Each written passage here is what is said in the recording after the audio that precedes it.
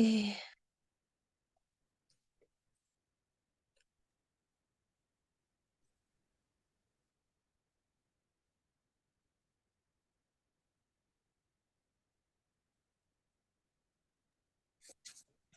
bueno, buenas noches, Instituto Internacional Ciencias de la Educación, INCE, con el auspicio de la Universidad San Francisco de Asís y mi persona, licenciada Andrea Rodríguez, coordinadora del evento, brindamos una cordial bienvenida a la primera jornada del seminario virtual, actualización de la norma técnica del expediente clínico para el personal de salud.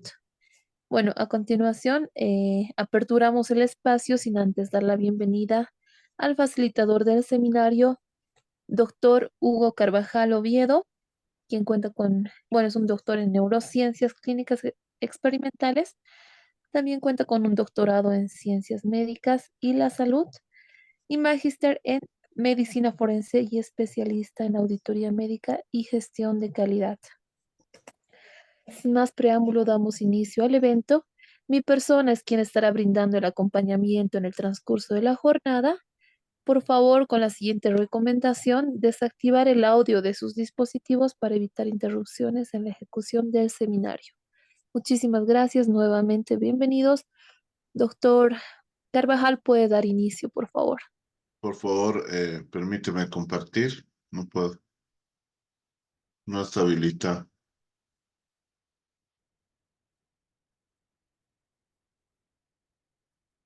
Andrea, por favor, ¿me puede habilitar para poder compartir pantalla?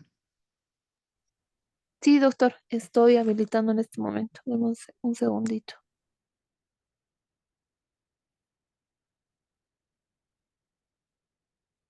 Bueno, entre tanto, buenas noches. Vamos a dar estos 3 días de jornada. Sabes que el expediente clínico lo tenemos que manejar como el mejor de los amigos, y si no lo manejamos bien, puede ser el peor de nuestros enemigos. No puedo habilitar, Andrea. No puedo compartir. Sí, doctor, un segundito, tampoco me está permitiendo activar. Un segundo.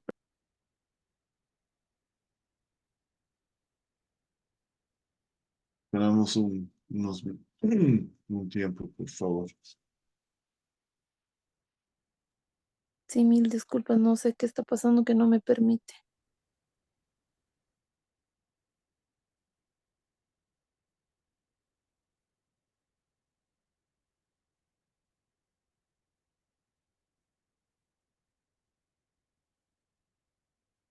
Ahora, No,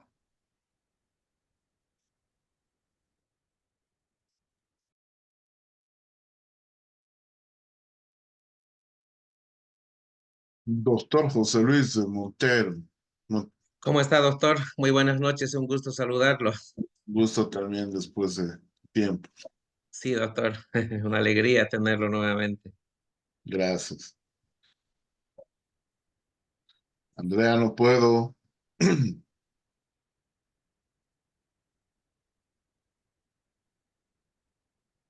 Unos tiempito esperamos, por favor.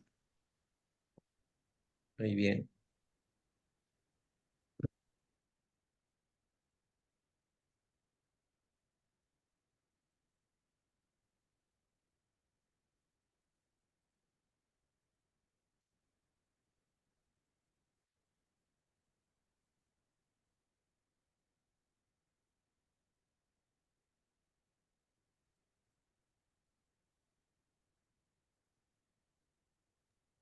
Muy bien, ahora sí. ahora sí, doctor. Sí.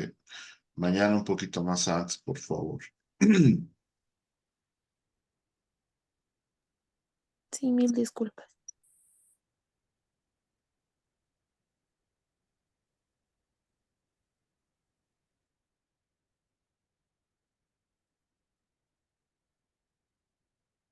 Muy bien. ¿Me confirman si se ve la pantalla? Sí, perfecto, doctor. Muy bien. Muy bien, estas 3 jornadas las vamos a dividir de esta manera. Hoy vamos a ver el manejo técnico del expediente clínico en forma general, o sea, de acuerdo a la normativa. Mañana ya vamos a ver documentos médico-legales, certificado de función, los recibos recetarios, el certificado de nacido vivo y algunos aspectos más legales. Y la tercera jornada vamos a hablar exclusivamente del consentimiento informado. Tres aspectos que tienen su implicancia médica y también legal. ¿Ya? Ni más, entonces empezamos con el manejo técnico del expediente clínico en su primera parte, participando de este curso de actualización de la norma técnica del expediente clínico para el equipo de salud. Hola, ¿qué tal? El día de hoy vamos a abordar el tema expediente clínico y su proyección en el pasado, en el presente y en el futuro. Antecedentes del expediente clínico. El expediente clínico surge en México hace aproximadamente 2 décadas. En 1999, la NOM 168-1998 implicó el desarrollo institucional del expediente clínico al establecer los criterios obligatorios en relación a este. En 2003 se modifica esta norma, entre otras cosas, para permitir el uso de medios tecnológicos e integración del expediente clínico sujeto al cumplimiento de disposiciones legales aplicables. En 2010 se publica la NOM 024 que establece los objetivos funcionales del expediente clínico electrónico, garantizando la interoperabilidad, la confidencialidad y el uso de los estándares. Aspectos legales, normatividad del expediente clínico. El marco legal con respecto al expediente clínico debe cumplirse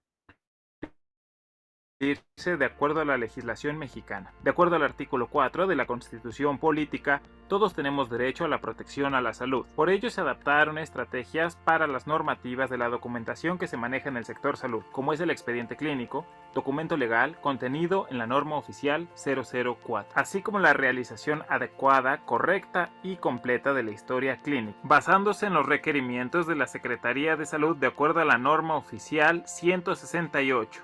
Importancia desde la perspectiva de investigación. Las historias clínicas de los pacientes son utilizadas para estudios de planificación de la salud pública, para la investigación clínica y epidemiológica de un área geográfica que presenta una condición de salud específica. Son incluidos y seguidos en el tiempo. En México, ¿quién es el posesionario del expediente clínico?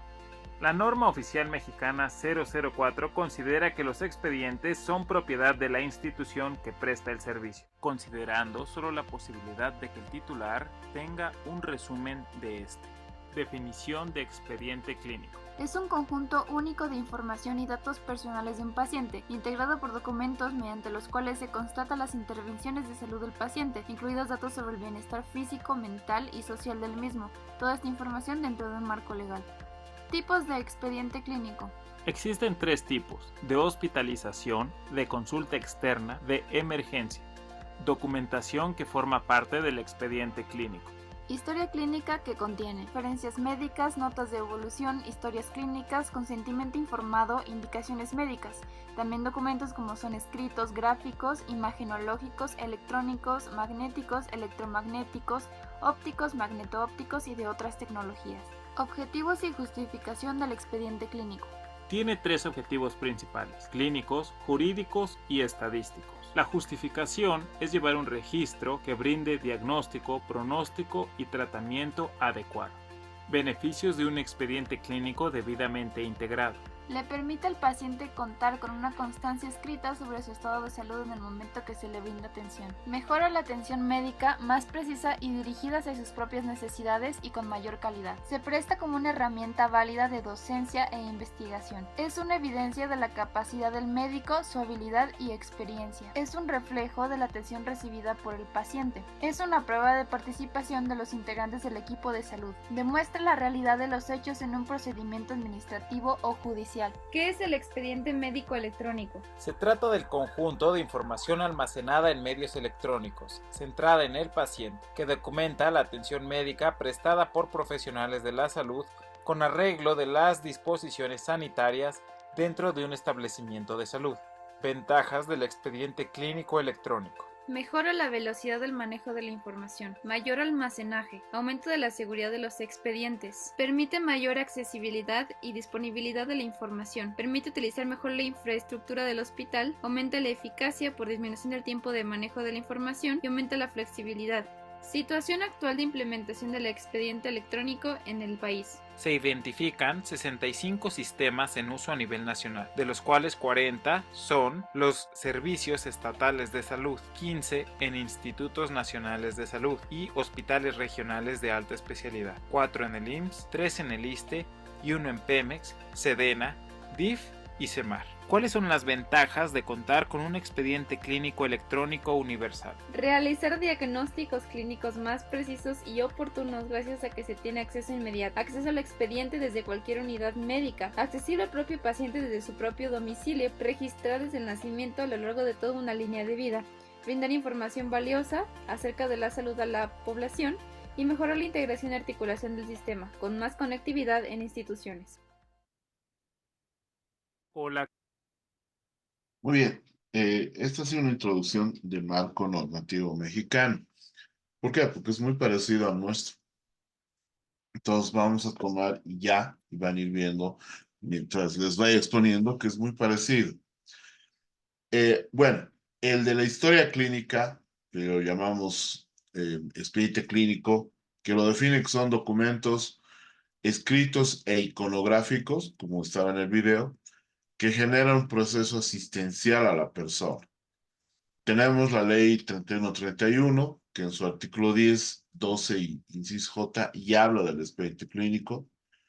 Su decreto reglamentario, que es la 28.562, en su artículo 12 habla del expediente médico, que después sabemos que es el expediente clínico. En su artículo 17 habla de la auditoría médica externa. Hay una resolución administrativa del reglamento para la elaboración de manejo y archivo del expediente médico o clínico en la seguridad a corto plazo, ¿ya? Cuya resolución administrativa es la 158.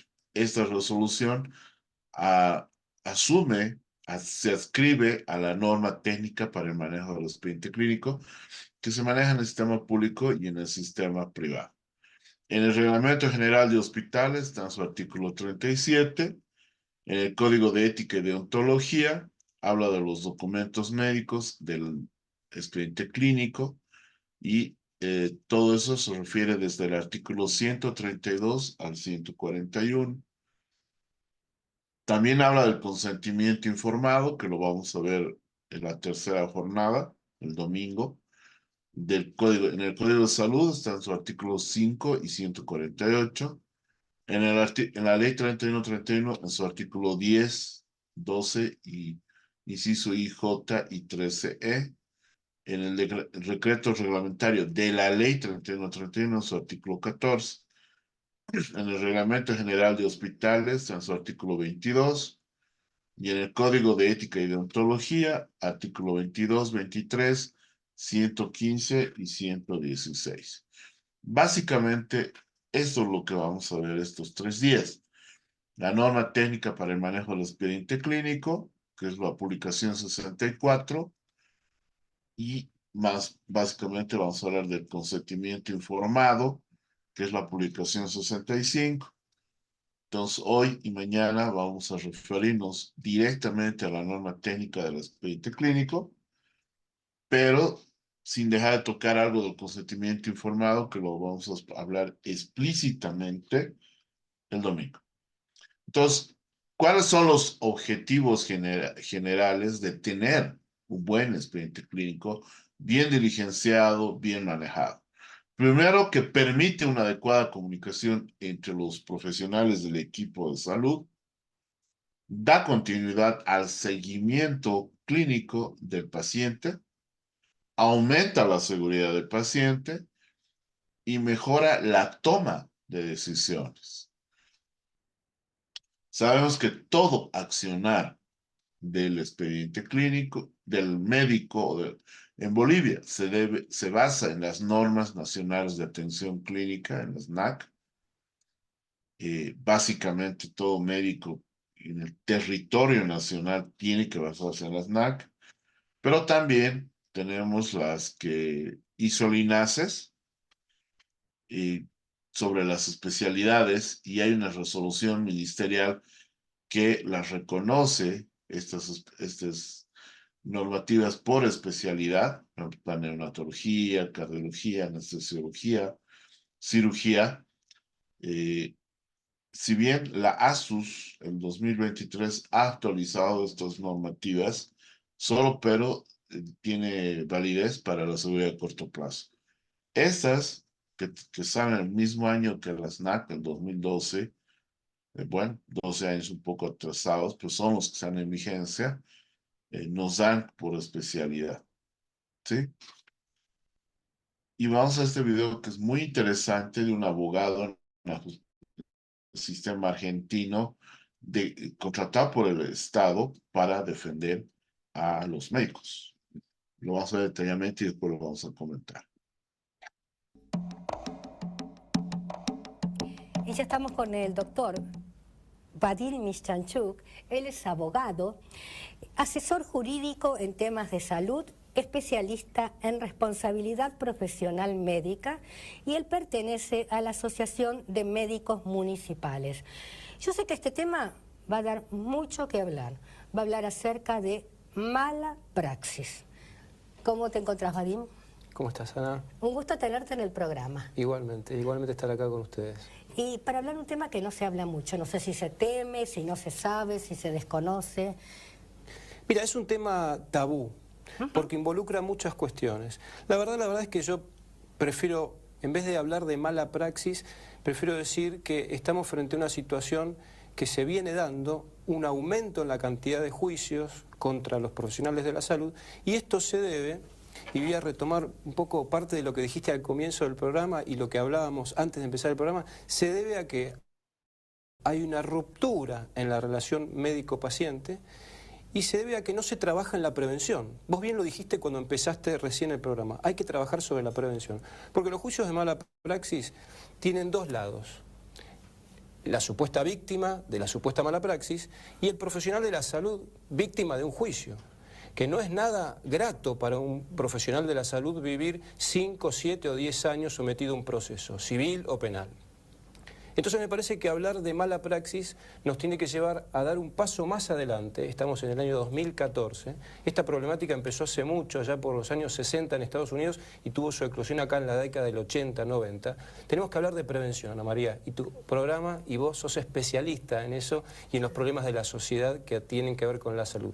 Y hablar de prevención nos tiene que llevar a hablar de el error médico, no como un tema tabú, porque a veces el error médico no tiene nada que ver con la mala praxis, tiene que ver a cuestiones de infraestructura, cuestiones de insumo, cuestiones de mucha demanda, mucho paciente para poco médico, y para un sistema de salud que ha roto la relación médico-paciente. Tanto el público como el privado, los sistemas estoy hablando, se han alejado de esa relación del médico de cabecera.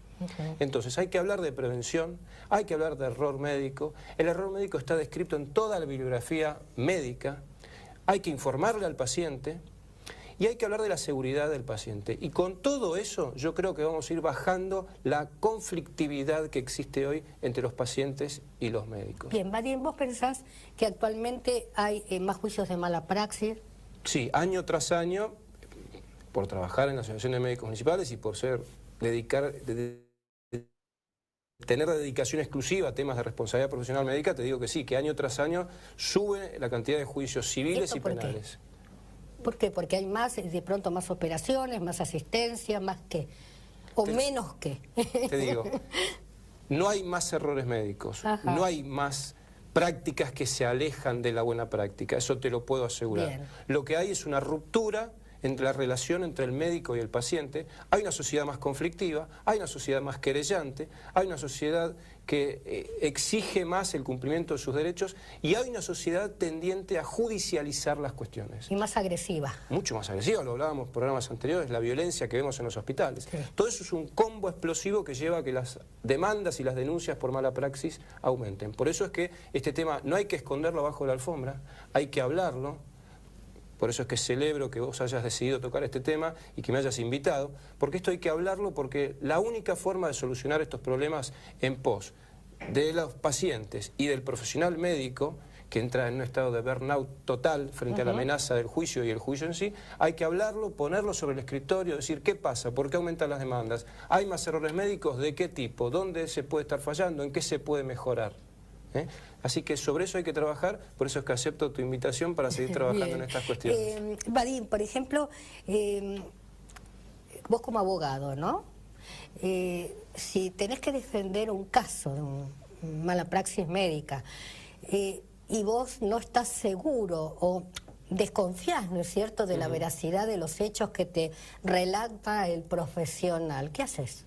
Mira, yo soy ex empleado de la justicia penal de la capital federal y hace 14 años que trabajo para los profesionales de la salud, siempre en defensa del profesional de la salud, no solo de los médicos, sino de obstétricas, licenciados en psicología, etcétera, etcétera.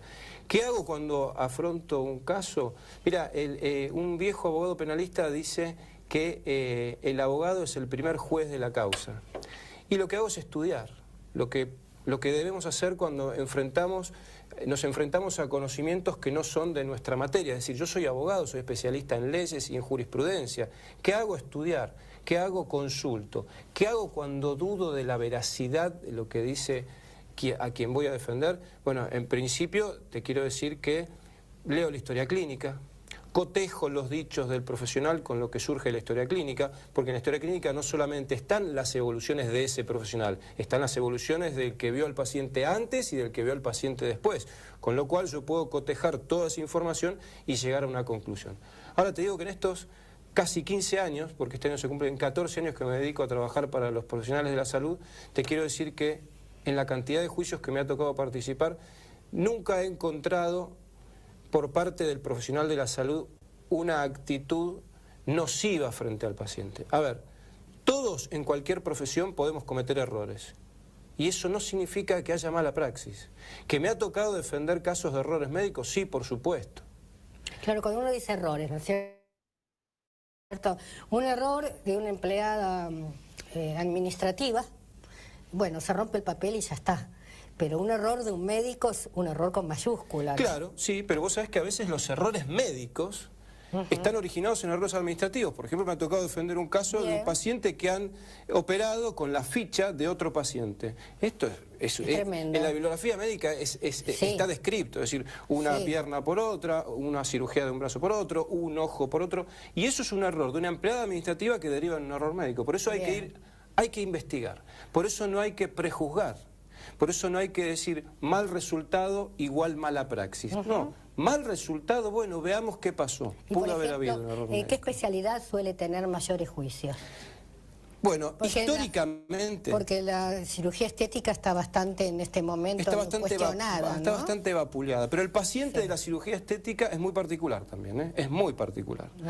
Pero vamos a las líneas generales. Históricamente la especialidad que mayor cantidad de juicios tiene es la obstetricia, porque son dos pacientes y por las expectativas que se ponen en ese nacimiento, ¿no es cierto? Es decir, que históricamente la obstetricia es la que lidera generalmente las estadísticas.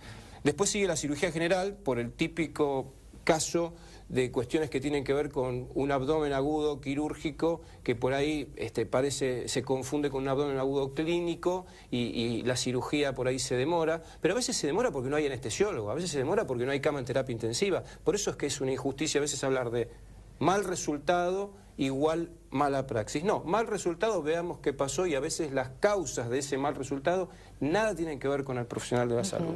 Pero entonces, estadísticamente, obstetricia, cirugía general, en donde también podemos incluir después la cirugía plástica, pero en los últimos 2 o 3 años hay mucha conflictividad en todo lo que es la atención por guardia y los auxilios domiciliarios. Bueno, ya lo hemos conversado, ¿no es cierto? No sé si en radio o en TV, el problema real que está pasando con respecto a la agresividad, ¿no es cierto? No solo va a juicio el médico, sino que corre hasta el riesgo su vida. Es tremendo, es tremendo. El historial de casos que tenemos y que tengo en el estudio es tremendo. Es decir, desde médicos amenazados con armas de fuego, Desde la Asociación de Médicos Municipales nosotros pusimos en marcha un 0800 para poder satisfacer las necesidades del médico que es agredido en la guardia o cuando está en una ambulancia. Ajá. Las agresiones son cada vez peores, pero por suerte se han ido encontrando mecanismos para poder auxiliar al médico en esa situación. Bien, Vadim, me quedaría mucho tiempo, sabes, hablando con vos porque me encanta el tema, lo llevas muy bien, pero me están diciendo corte en corte. Muy bien. Aspectos que hay que rescatar. Primero, el expediente clínico es la mayor evidencia para descargar ante un supuesto responsabilidad profesional por mala praxis. Vieron que desde el abogado y todos los superiores de justicia leen, cotejan, lo estudian, lo que está registrado en el expediente clínico. En el nivel latinoamericano, la primera especialidad que tiene mayor denuncia sobre mala praxis, también en Bolivia, es la obstetricia. Luego se dije, bueno, cirugía y demás. Y la cirugía plástica estoy de acuerdo que tiene un manejo aparte. Entonces,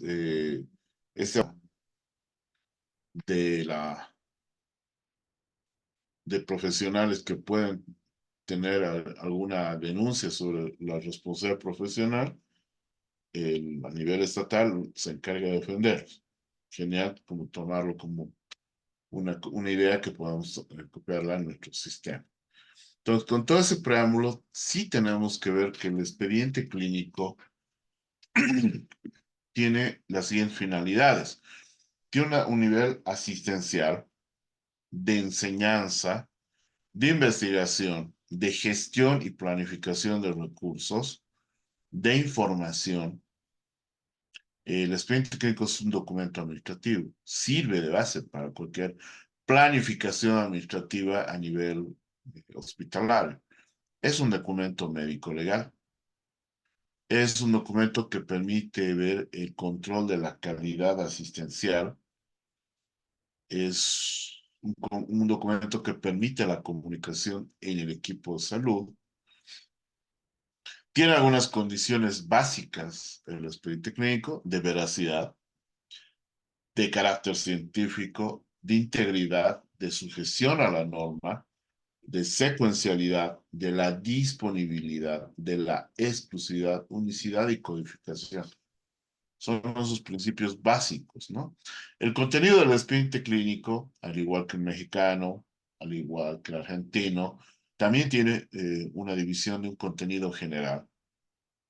Contenido general se divide en un contenido administrativo, que es la hoja de internación, donde tenemos los datos sociodemográficos, los días de internación, el motivo de internación, el diagnóstico de la alta hospitalaria, etc. Y un contenido asistencial, que a su vez se va a dividir en uno específico, que lo vamos a hablar justamente toda esta noche, y un contenido adicional, que lo que no entra en este contenido específico se lo puede poner a esta parte.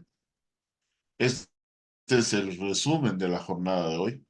El expediente clínico está dividido por la normativa en 7 secciones. La primera está la papeleta de internación, está el cuadro de registros de signos vitales, si bien esto es elaborado por enfermería, está en esta primera parte. Está la nota de ingreso o admisión, la epicrisis si se ha dado una alta hospitalaria, la historia clínica propiamente dicha y los formularios de consentimiento informado. La segunda sección son formularios exclusivamente para los exámenes complementarios. ¿Ya? Va a decir laboratorio, de imagen, etc.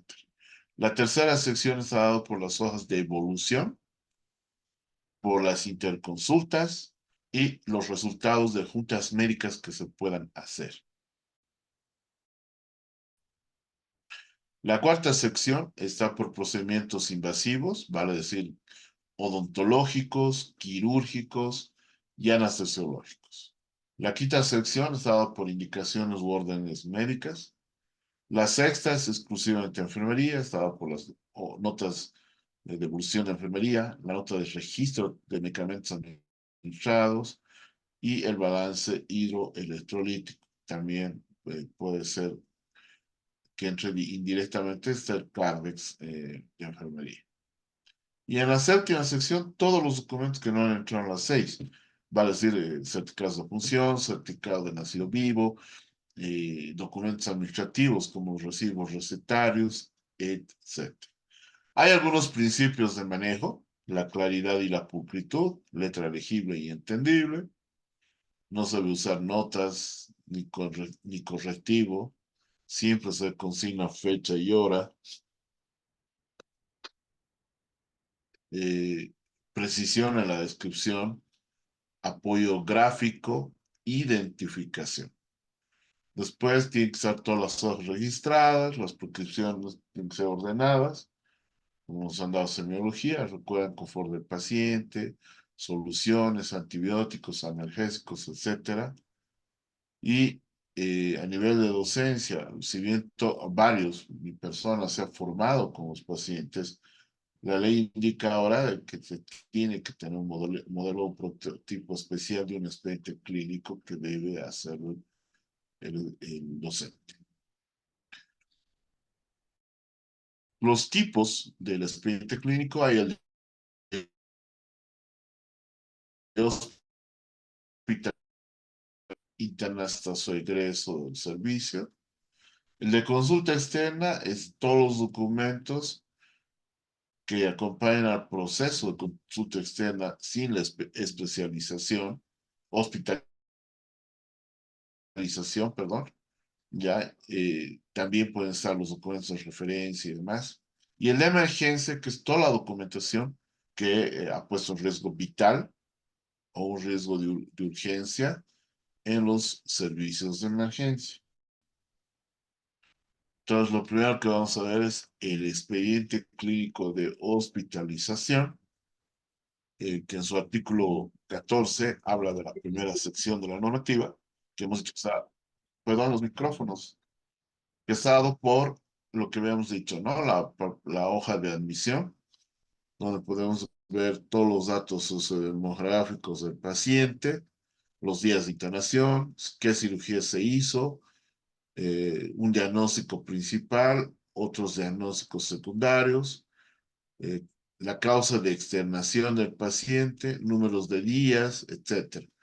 Tenemos la segunda hoja, que es la epicrisis, que ustedes saben que por la ley 31 cuando un paciente tiene alta hospitalaria o médica, de oficio el personal de salud debe dar una copia de la epicrisis, no esperar que le pidan, y eso está en la ley 31, donde está el diagnóstico de ingreso, bueno, los datos sociodemográficos, diagnóstico de ingreso, lo más importante de la anamnesis y el examen físico, lo más importante de los hallazgos de laboratorio, rayos X, interconsultas, anatomía patológica, la cirugía que se hizo, el diagnóstico postoperatorio del mismo, la evolución del hospital y complicaciones en el hospital, y si ha habido complicaciones, el diagnóstico ya de egreso y la condición, tratamiento y referencia final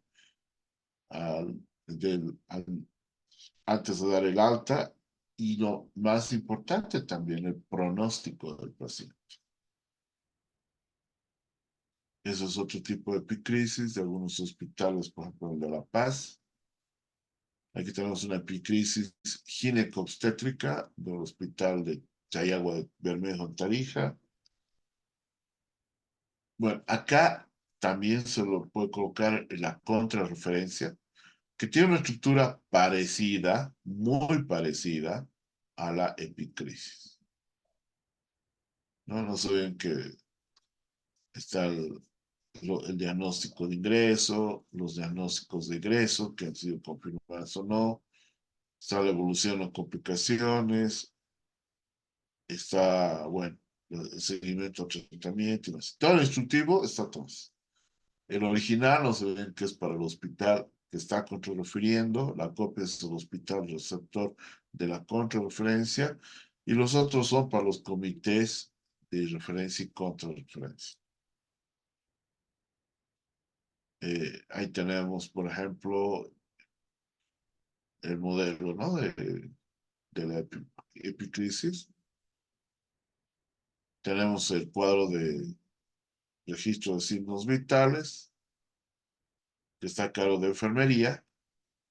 Y aquí están los consentimientos informados, que los vamos a explicar el domingo. Está el de hospitalización, está el de consentimiento informado para intervenciones quirúrgicas, médicas y odontológicas.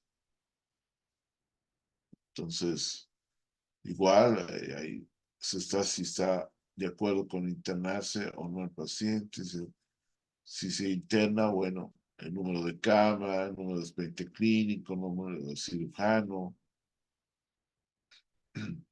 Está una explicación literal y gráfica de lo que se ha hecho, que puede estar ahí, o puede ser un resumen aparte. Está la explicación gráfica. Están los medicamentos, sustancias que son usadas en la administración y en el tratamiento, la unidad de intervención quirúrgica y cuáles son los beneficios de la intervención quirúrgica, contraindicaciones e intervención quirúrgica. Después está si está de acuerdo o no está de acuerdo, está el nombre y los responsables, ¿no? Este es el alta voluntaria solicitada, no lo he visto en metodología. Entonces, podemos revocar el consentimiento. Lo que decía, no he visto una figura del alta voluntario solicitado, pero con la misma estructura puede ser la revocatoria del consentimiento. Y ahí tenemos ficha específica para el consentimiento informado del diagnóstico, tratamiento, ¿ya? Y lo mismo acá, entonces, aquí está igual los datos del señor, los datos del paciente, la cama es un expediente clínico, nombre del personal de salud, y ustedes saben que está qué medicamentos, qué recursos hubiese ganado si recibía estos tratamientos, qué complicaciones, qué servicios, ¿ya? Si está de acuerdo o no que se dé una explicación clara a la persona encargada de la internación, ¿no? Entonces, si está de acuerdo o no con la presente ficha, habiendo comprendido toda la realidad del procedimiento. ¿Ya? Esto es para procedimiento anestésico, esto es para transfusión de sangre, esto es igual. Entonces, hay este tipo también. Está el municipal de la Merced. Ahora también vamos a la historia clínica propiamente dicha, vamos al motivo de consulta, la historia de la prueba actual, antecedentes. En la parte patológica, si bien se puede volver a hacer un examen, está el cuero cabelludo, está el examen cardiopulmonar, el respiratorio como tal, el abdomen, el genitourinario, a nivel de los miembros y neurológico básico. Igual hay una historia clínica ginecológica, que puede ser igual antecedentes obstétricos y demás. Entonces, la segunda sección que habíamos dicho, que está exclusivamente dado por unos formularios donde podemos pegar los informes de laboratorio, de imagenología, de endoscopía, de anatomía patológica, etc. Y solo es este único formulario que va cambiando, que cambia de color. Acá el otro es amarillo, entonces podemos cambiar. Por eso no hay una normativa que especifique.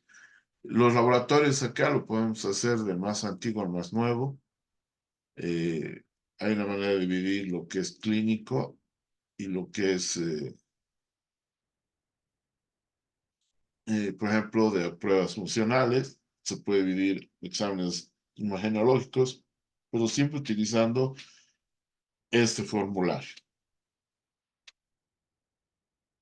igual, es otro formato del mismo formulario y igual, ¿no? El mismo formulario en donde se especifica cada examen y, y bueno, empezarlo a trabajar. La tercera es las notas de evolución e interconsultas. Siempre las notas de evolución con fecha y hora y el SWOT, el subjetivo, el objetivo, el análisis y el plan. Entonces, ahí vemos, por ejemplo, qué sé yo, 27 de abril del 24, ahora es 10. Entonces hará la descripción durante la evolución clínica con el SWOT. Y si vuelvo a hacer una evolución, después de 1 hora o 2 horas, tengo que volver a anotar la fecha y la hora y debidamente firmar. También tenemos que ver con el CICE, ya que ahí básicamente estaría la evolución y el tratamiento. Y no estaría muy acorde a la normativa en actual vigencia, ¿no?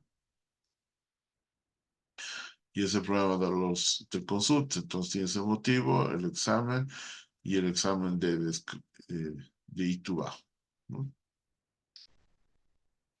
Ahí tenemos los formularios de protocolo quirúrgico. No, este es interconsulta. Entonces, al servicio u hospital que interconsultamos, la sintomatología principal y tratamiento, el qué se desea saber. O sea, no le pongamos la típica, ¿no? O sea, determinación, consulta profesional y determinación de conducta. No, o sea, seamos más específicos qué es lo que queremos sacar. Y en el reverso, a las 12 horas, estará la respuesta del especialista. Igual, con los resultados y hallazgos principales del examen, un diagnóstico clínico. Entonces, y las recomendaciones que él emite que tienen que ser transcritas por el tratante en hojas de evolución. Entonces, la cuarta sección son ya los protocolos de procedimientos invasivos, que hay muchos que son quirúrgicos, anestesiológicos, y se han encontrado algunos formularios de referencia o transferencia de otros establecimientos. Perfecto. Entonces ahí está. Tenemos el protocolo operatorio. Siempre el nombre completo, ¿no? Diagnóstico pre, diagnóstico pro. El cirujano, Juanito Los Palotes, y no le ponga, bueno, anestesiólogo, Godofredo Buendía. Instrumentador, cuando a veces el interno puede ayudar, pero nunca o sea, nunca no pueden, por ejemplo, no van a poner instrumentador, interno de turno, primer ayudante, residente de turno, o sea, y pasan 2 años, o sea, ¿quiénes eran los de turno? Pero otra cosa, si ponen nombres completos, mejor, ¿no? El tipo de anestesia, eh, los hallazgos, incluido la condición de todos los órganos para el ser humano, o sea, para los órganos que han sido examinados. Después se debe hacer un procedimiento detallado de todo el procedimiento, de los tiempos y más. Después, a ver, si se ha hecho el recuento de materiales, que ojo, hay muchos juicios por haber dejado una pinza, una gasa, y la instrumentadora le echa culpa al cirujano y el cirujano a él.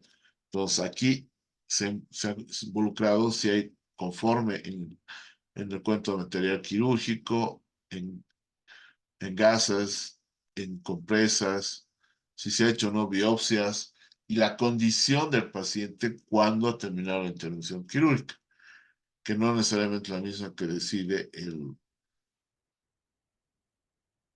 que decida en el momento que decida salir el cirujano. porque ha habido casos de que han hecho paro, han reanimado, pero era cuando ya estaba con el anestesio. Entonces es importante que se pueda hacer un pequeño esquema abajo y anotar las condiciones si ya estoy por cerrar. Y el esquema de la cirugía, ¿no? Tenemos también toda la documentación preanestésica, posanestésica. Están todos los elementos administrados, descritos y más por la anestesiología. Tenemos aquí, en esta cuarta sección, se van las hojas de referencia, que es un resumen sociodemográfico. Están los diagnósticos presuntivos, está el formulario de consentimiento informado.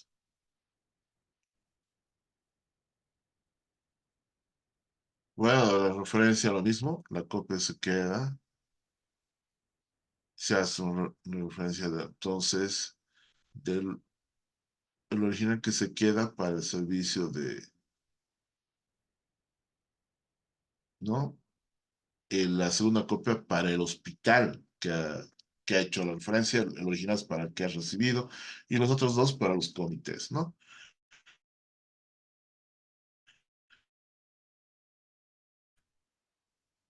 Otra contrarreferencia, por ejemplo, el Beni, y las hojas de transferencia. Recordemos que la transferencia es de un hospital o servicio con un nivel de resolución a otro del mismo, pero también puede ser de un servicio, por ejemplo, cirugía a geriatría, dentro del mismo establecimiento de salud. La quinta sección son las hojas de indicaciones médicas o de tratamiento. Entonces, siempre, lo general, ¿no? O sea, es primero el confort del paciente, anotaciones vitales, posiciones, oxígeno, etc. Después estas soluciones, ya, y después antibióticos, analgésicos y otros. La sexta sección es exclusivamente de enfermería. Están las notas de registro de signos vitales, que lo pueden tomar, se lo hacen Tarija. Está la fecha y hora, la presión arterial, la frecuencia cardíaca, el respiratorio, saturación y temperatura. Ya, y está la firma y el sello de quien ha tomado esos signos vitales. Ya, entonces también ahí la evolución de enfermería.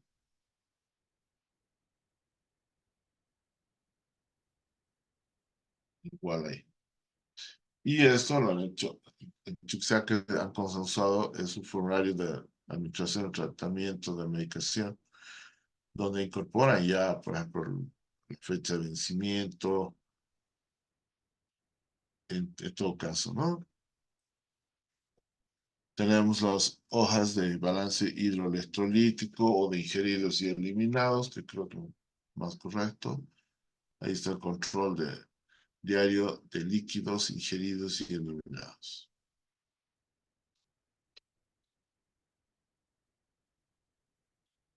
Y bueno, ahí está, ahí faltaba el CARDEX, ¿no?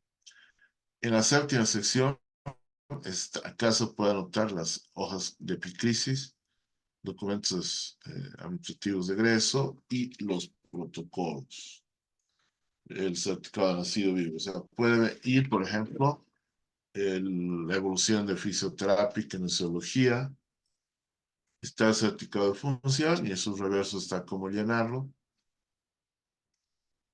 Es el certificado médico, que es gratuito, que tiene la estructura del certificado médico,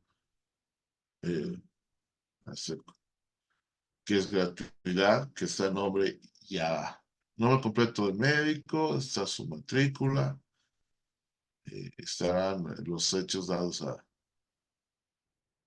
conocer, etcétera, etcétera, etcétera. está la historia social, puede estar los formularios de valoración nutricional.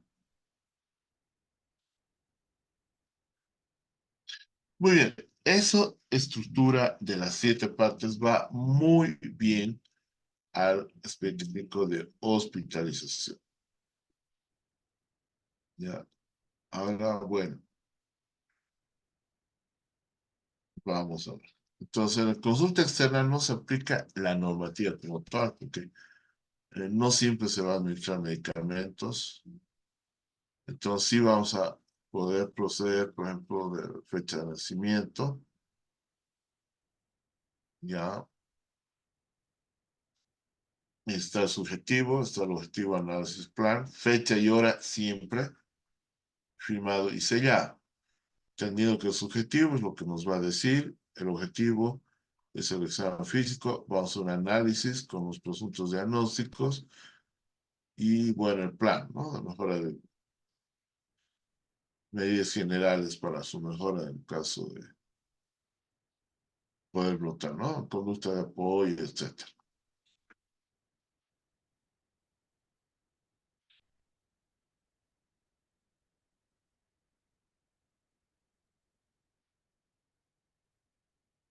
Muy bien, el expediente clínico de emergencias, entendido que como una emergencia es un riesgo vital, y la urgencia, si bien no llega a ser riesgo vital, tiene un tiempo X para poderlo manejar.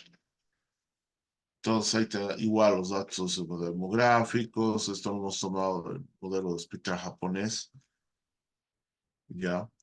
Están los antecedentes, el examen físico, el diagnóstico, firma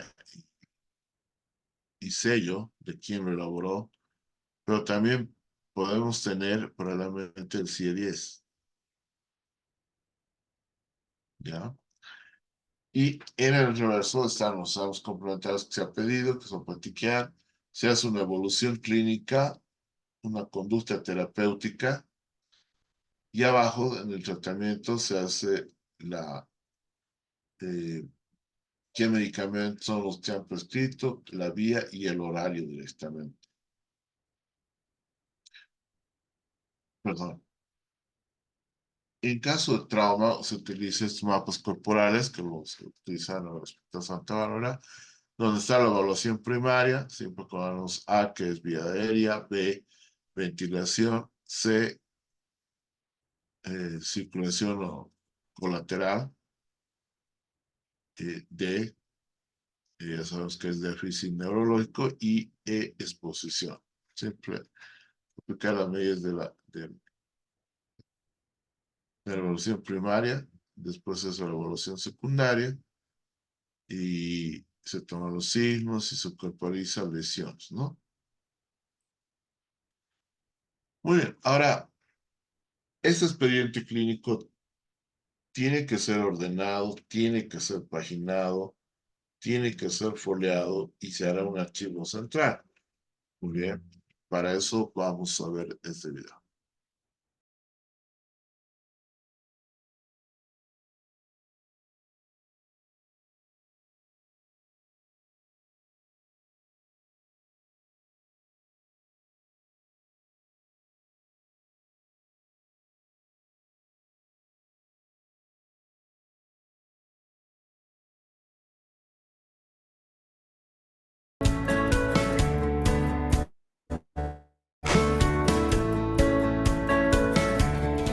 Siento que el archivo clínico juega un papel muy importante dentro del instituto. Trabajamos con tiempos. Cada hora hay ciertos pacientes citados, entonces nosotros tenemos que trabajar con esos tiempos y tenemos que movernos para cumplir ese tiempo, para que el paciente se vaya satisfecho de su consulta.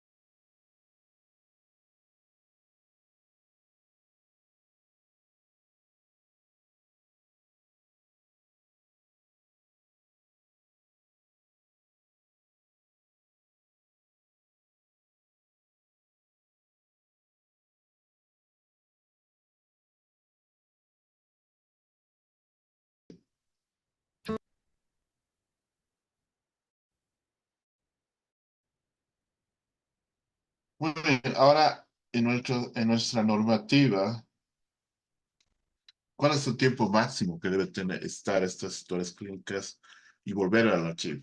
Si es de emergencias, urgencias, son 24 horas. Máximo que debe estar de vuelta el expediente clínico de emergencias. Normalmente se cumple porque máximo debería estar 8 horas en un servicio de emergencia y de ahí tener 3 destinos. O indicar hospitalización a un servicio, o tener el alta hospitalaria, o finalmente por causa del fallecimiento del paciente.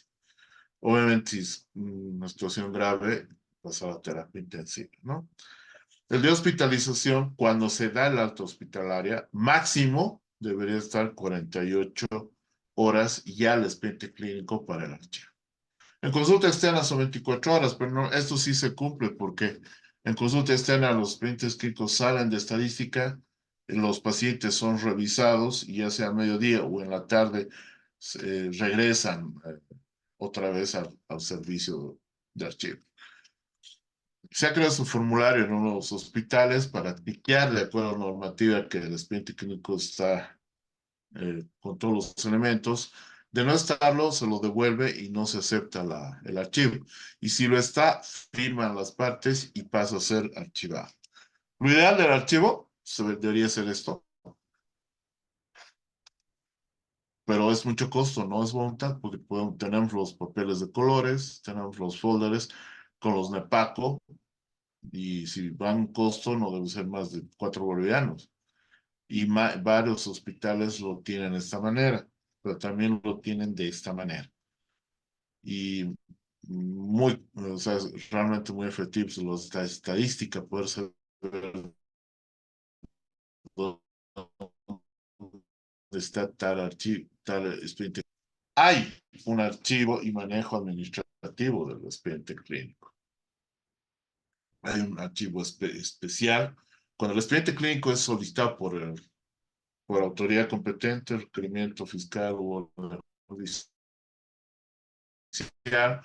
para auditoría externa o peritajes, procesos administrativos, normalmente se tiene que, por normativa, dejarse una copia, porque el original puede estar trabajado para eso. La copia, en caso de tener que hacer un seguimiento al paciente y demás.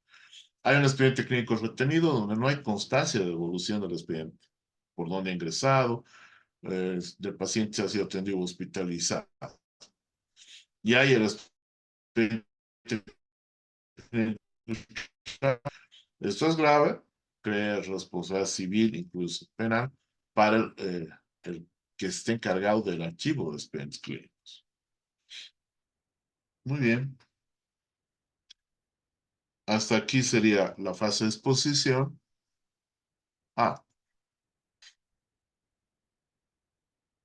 Voy a aprovechar la parte publicitaria. Esta presentación en formato de video, la presentación, está ya en mis canales. Pueden visitar en mi canal de YouTube o mi página o canal de Facebook. Y de por ahí, si quieren, se pueden suscribir. Siempre estamos subiendo este material de los cursos de capacitación que doy. Muy bien. Si hubiera alguna pregunta, alguna aclaración o alguna duda, pueden activar sus micrófonos o pueden hacerlo por chat o algún comentario.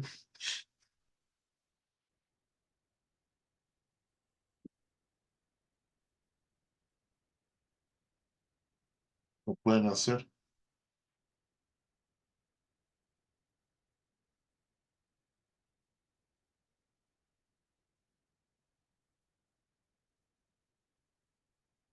Andreas. Buenas noches, doctor. Doctor, buenas noches. Jenny. Doctor, yo tengo una Buenas duda. noches. Buenas noches, doctor. El expediente clínico, ahí como nos presentó, nos compartió, hay tanto para consulta externa, emergencia y hospitalización, ¿verdad? Ahora, en relación al, ¿cómo le puedo decir? Para el archivo, todos van a ir así en conjunto o cada tipo de expediente clínico se puede archivar por separado? Porque muchas veces los pacientes pueden llegar a la emergencia y luego volver por la consulta y tal vez hospitalizarse, ¿no? Y en el hospital, obviamente que va a tener una numeración única, pero con diferentes tipos de atención, pues entonces la organización o el orden debe ser en uno solo, doctor, en un solo conglomerado. Esa Ya, es mi duda. O puede archivarse así dependiendo de la atención que recibió el paciente. perfecto. Me- Primero que lo ideal, o sea, hay una unicidad del expediente clínico. Lo ideal es que debería estar archivado absolutamente todo el expediente clínico. Ya, y haber flujogramas dinámicos para poder encontrar si el paciente es hospitalizado. Bueno, si es en emergencia, seguramente van a abrirle una historia clínica de emergencias. Ya, y si pasara a ser hospitalizado, esa historia clínica pasaría al expediente clínico del paciente. ¿No? Puede ser. El de consulta externa normalmente rota en estos expedientes clínicos, sobre todo en la seguridad a corto plazo. O sea, en la caja usted va a ver que los volúmenes van rotando cuando hay consulta externa. ¿Ya? O sea, lo ideal es que sea único, pero si la estructura del hospital con los flujogramas previamente establecidos hacen que, bueno, los expedientes clínicos de emergencia en algunos hospitales están en emergencia y están archivados. Obviamente el número es uno, es único, entonces no debería haber repetición, no debería haber duplicidad, que ese es el problema que puede llegar a tener en ese aspecto. Pero sí está bien organizado y los expedientes clínicos de emergencia lo tienen en emergencia, el expediente clínico de consulta externa lo tienen en consulta externa y los de hospitalización se archivan como tal. Si el flujograma lo permite, perfecto, porque de por ahí, para revisar el caso de hospitalización, vas a necesitar el de emergencia o el de consulta externa, porque al menos, por ejemplo, si es por emergencia, va a ir acompañado al expediente clínico de hospitalización, la historia clínica y todo lo que se hizo en emergencia. Entonces, la norma no indica que no puedan ser archivados en cada área, tomando en cuenta que el expediente clínico es único. Si de Juanito Los Palotes, tanto el de emergencia, el de hospitalización y el de consulta externa es uno. Pero si para el mejor funcionamiento los flujogramas previamente determinados por la planificación y el gestor de calidad hospitalario ven por conveniente, porque yo he visto hospitales que los tienen así como lo explico, no hay ningún problema. Lo que hay que evitar es duplicidades. Se supone que con la ley del SUS, a la larga, tu expediente clínico tenía el mismo número de tu cédula de identidad. Esperemos llegar a eso que estaba planificado.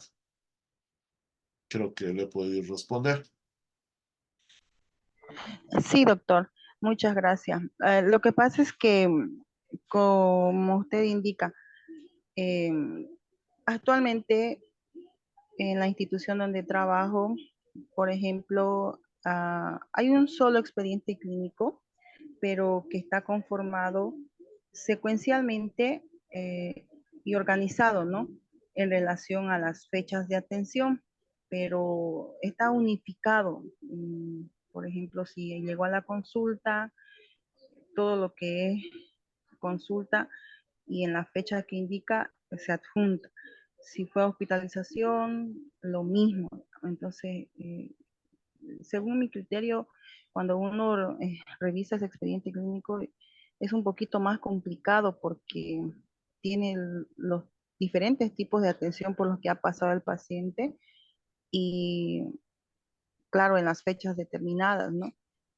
Y bueno, yo por eso es que le preguntaba para ver si se podía de alguna manera poder coordinar con la gestora del hospital donde yo trabajo para que se pueda mantener tal vez el expediente clínico dependiendo la atención si pasó por emergencia desde el inicio de ingreso hasta el egreso. Si se haya hospitalizado, lo mismo, ¿no? La puerta de entrada a la emergencia y a la de egreso, bueno, del servicio que corresponda, pero que se mantenga tal cual, digamos. Y si volvió por la consulta, lo mismo, volvió a la consulta y fue contrarreferido a la consulta, pero ya es otro conglomerado, ¿no? Y no así estar unificándolo todo y en uno solo. No sé, doctor, si corresponde o no corresponde, pero es un poquito complicado, al menos para poder hacer la revisión en relación a, como, para hacerle seguimiento, ¿no? Al paciente. Eso se resuelve con aplicar la ley. O sea, si le dan una epicrisis al paciente, se supone que la copia se queda, ¿no? Entonces, y se define por los flujogramas. Como le digo, si el flujograma es efectivo en cuanto a no haber duplicidad, en que no haya extravío de expediente clínico, y nos permita tener un seguimiento del paciente, no hay problema. Porque además el archivo se aconseja por hospitalización, o sea, por cuerpos. Entonces, si hay una primera hospitalización, se lo archive en el mismo lugar, pero ese ya es un cuerpo del expediente clínico.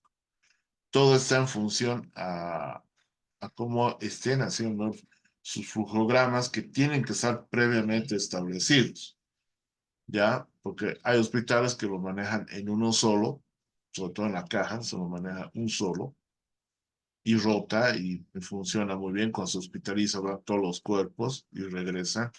Pero también hay hospitales del sistema público que, les repito, los expedientes clínicos de emergencia están en emergencia, porque sobre todo en tercer nivel tienen un servicio, un departamento de emergencia.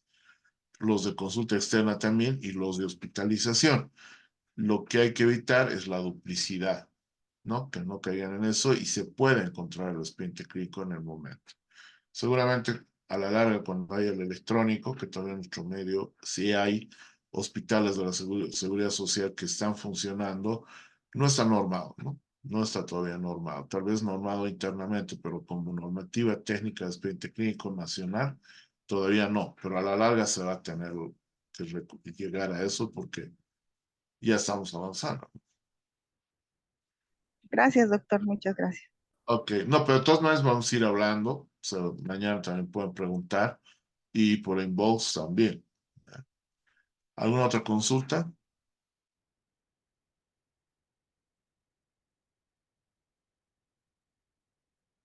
¿Duda, comentario?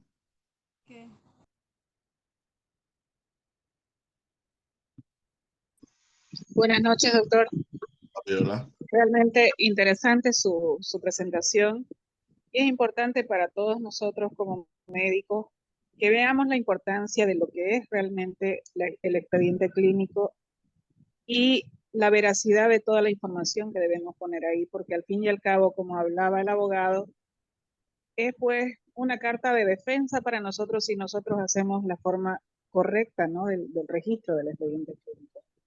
Y eso es lo que debemos nosotros aprovechar este tipo de cursos para que pongamos un poquito más de interés en hacer las cosas de forma correcta y podamos nosotros apoyar a nuestros compañeros, a nuestros colegas de trabajo en que cada día mejoremos un poco más y evitemos los problemas simplemente por el hecho de no registrar una hora de evolución, una fecha de evolución, datos o hallazgos importantes que tiene que estar plasmado sí o sí en el documento, que al fin y al cabo va a ser en algún momento nuestro respaldo de nuestro trabajo. Creo que de ahora en adelante todos los que estamos participando en este curso de actualización debemos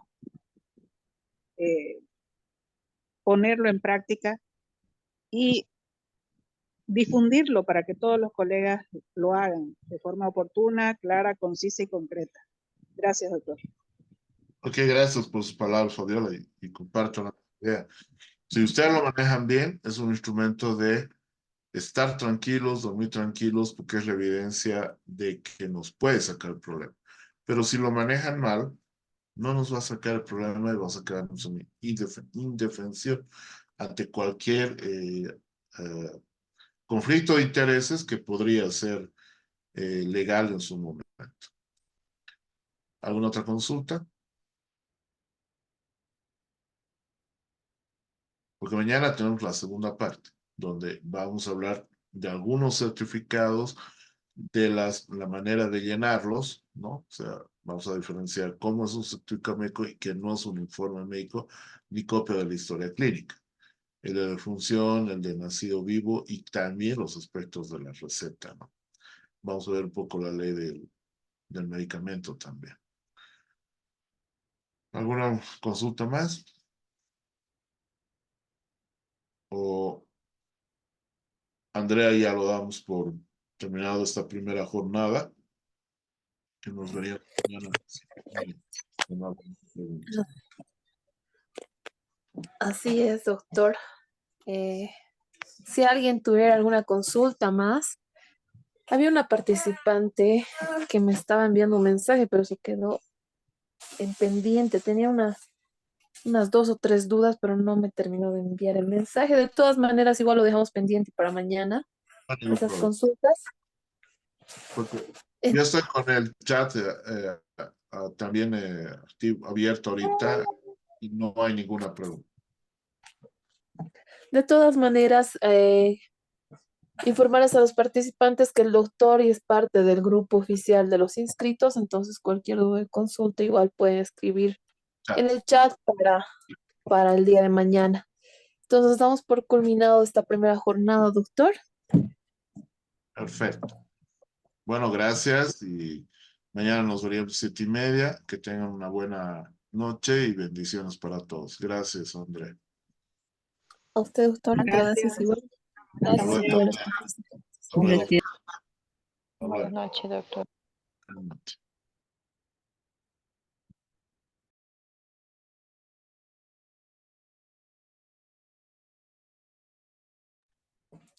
Los que requieran algún tipo de documentación, dudas, consultas para el día de mañana, estamos abiertos a realizar este tipo de requerimientos en el chat de WhatsApp, así que no se preocupen, como les mencionaba, el doctor Carvajal es parte del grupo.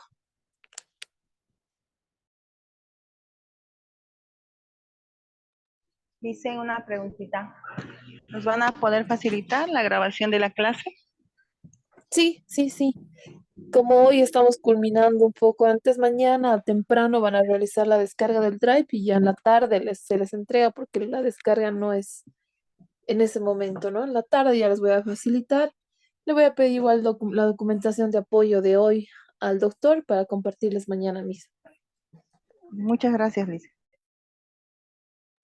No tiene por qué. Hasta mañana. Hasta luego.